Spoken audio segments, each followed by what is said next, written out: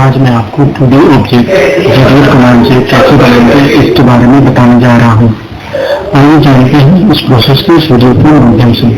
सबसे पहले ArchiCAD open करें। इसके बाद लाइब्रेरी एंड ऑब्जेक्ट में जाकर न्यू ऑब्जेक्ट सिलेक्ट करें।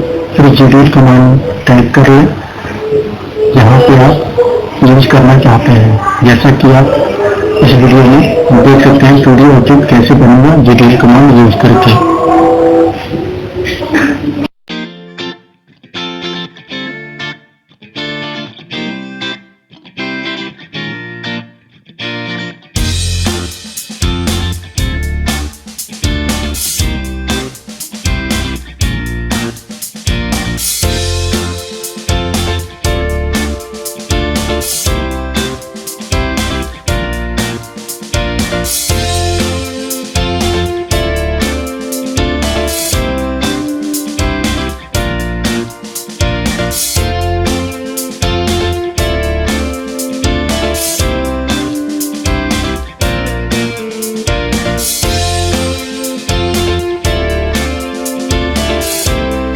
कृपया इस चैनल की सदस्यता लें और इस वीडियो को पसंद करें।